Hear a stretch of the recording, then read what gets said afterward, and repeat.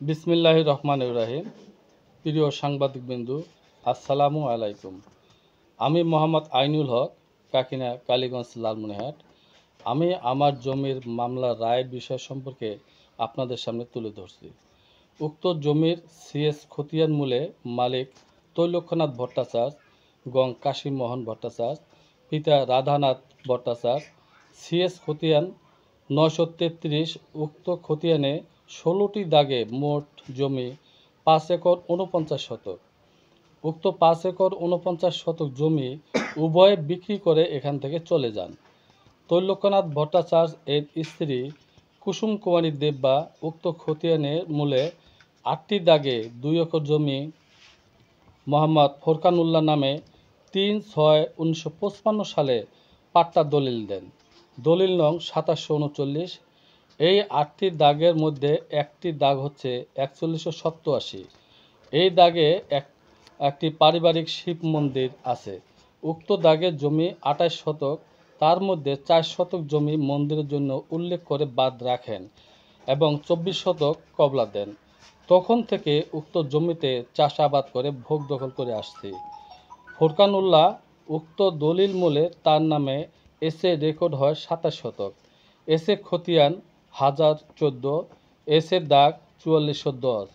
ফোরকানুল্লাহ উক্ত জমি দলিল এবং এসে রেকর্ড মূলে ফজলুল হক ও আইনুল হক পিতা মকবুল হোসেন 7/5/1974 সালে আমাদেরকে 27 শতক কবলা দেন। দলিল নং 11983। উক্ত দলিল মূলে ফজলুল হক এবং আইনুল হক এই দুইজনের নামে বিআরএস রেকর্ড হয়। বিআরএস খতিয়ান নং 1201, দাগ নং 6691। দলিল ও রেকর্ড মূলে খাজনাও খারিজ করা হয়। অদ্যাবধি উক্ত জমি ভোগ দখল করা অবস্থায় 25/3/2008 সালে 1 নম্বর রণজিৎ কুমার মহন্ত, 2 নম্বর কালীপদ সেন, 3 নম্বর পুতুল সেন এই 3 জন বাদী হয়ে সিএস খতিয়ানে 4187 দাগের জমির জন্য সিনিয়র সহকারী জজ আদালতে ফজলুল হক ও আইনুল হককে বিবাদী করে মামলা করেন। মামলা নং 47/2008। মামলা চলাকালীন অবস্থায় বাদীগণ 13/9/2009 সালে তখন ইউপি চেয়ারম্যান, কাকিনা ইউনিয়ন শাখা আওয়ামী লীগ সাধারণ সম্পাদক শহীদুল হক শহীদ এবং সাবেক উপজেলা ভাইস চেয়ারম্যান, কাকিনা ইউনিয়ন শাখার আওয়ামী লীগের সভাপতি জনাব তাহির তাহু সরজমিনে একটি বৈঠক করেন এবং সেই দিন উপজেলা ভাইস চেয়ারম্যান আমাকে বলেন, এখান থেকে সামান্য জায়গা 7 দিনের জন্য তুমি আমাকে দাও, তারা এখানে পূজা করবে এবং পূজা করার পরে আমি উক্ত জমির মামলা মোকদ্দমা আপোস করে দেব। তখন আমি ওনাকে না করি। উনি পুনরায় আমাকে অনুরোধ করে বলেন, তুমি জায়গাটুকু আমাকে দাও, তোমাকে জমিনে ধান আছে, এর ক্ষতিপূরণ তোমাকে দেওয়া হবে এবং সেই মর্মে আমার একটি লিখিত দেয় এবং সেই লিখিততে এর মধ্যে ভাইস চেয়ারম্যান তাহু মিয়ার সিল এবং স্বাক্ষর আছেন।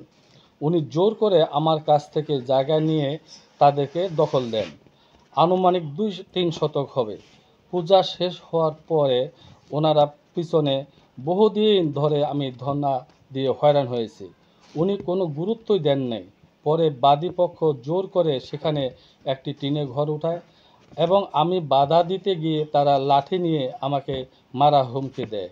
আমি নিরুপায় হয়ে মামলা চালিয়ে যাই এবং উকিল অ্যাডভোকেট বদিউজ্জামান প্রামাণিক লেলিন মামলাটি চালিয়ে যান এবং গত 6/4/2022 সালে আমার পক্ষে রায় ঘোষণা হয়। রায় হওয়ার পরে বাদীগণ 24/4/2022 তারিখে যুগ্ম জেলা জজ কোর্টে আপিল করেন এবং আপিল চলাকালীন তারা কিছু ইট এনে আমার পারিবারিক রাস্তায় ইটের কাজ করেন। তখন আমি তাদের বিরুদ্ধে 144 ধারা মামলা করি। 144 ধারা মামলায় 20/7/2022 সালে 144 ধারা মামলা রায় ঘোষণা হয় যে আপিল মামলা নিষ্পত্তি না হওয়া পর্যন্ত অন্য কোনো কার্যকর চলবে না। কিন্তু তারা 144 ধারাকে অমান্য করে আগের ঘর ভেঙে আমার পারিবারিক কবরস্থানের পাশে ঘর উঠায়। ইতিমধ্যে আপিল মামলা চলাকালীন বাদীগণ 15 বার সময়ের আবেদন অর্থাৎ টাইম পিটিশন দেন। তারপর মামলা শুনানি হয় এবং শুনানির পরে আদেশের তারিখ হয়। ইতিমধ্যে কোর্টের জজ সাহেব পরিবর্তন হয়ে যায়। তখন আমি আগের উকিলকে বাদ দিয়ে অ্যাডভোকেট ফিরোজ হায়দার লাবলুকে মামলাটির দায়িত্ব দেই। গত 19/5/2025 তারিখে মামলাটির আবারও শুনানির জন্য তারিখ ধার্য ছিল। সেদিন বাদীগণ আবারও সময়ের আবেদন করেন। তখন আমার উকিল জেরা করেন এবং আমাকে কিছু কথা বলার সুযোগ করে দেন। পরে আমি জজ সাহেবের সামনে গিয়ে ওনার কাছ থেকে অনুমতি নিয়ে কিছু কথা বলি। পরে জজ সাহেব আপিল মামলার খারিজ বলে ঘোষণা দেন। উক্ত মামলায় 16 বছর ধরে হয়রানি হয়ে আসছি। এখন মামলাটির মূল রায় 2022 সালে পাই, পরবর্তী আপিলের রায় 2025 সালে পাই। আমি এত বছর হয়রানি সহ অর্থনৈতিকভাবে ক্ষতিগ্রস্ত হলাম। সেই মর্মে আমি সরকারের কাছে এবং আইনের কাছে আমাকে আমার মানহানি এবং ক্ষতিপূরণের জন্য এবং যারা হয়রানি করলো তাদের সর্বস্ব শাস্তি দাবি করছি এবং জোরপূর্বক অবৈধ দখল মুক্ত করে দেওয়ার অনুরোধ করছি। এই বলে আমি আমার বক্তব্য শেষ করছি। আসসালামু আলাইকুম।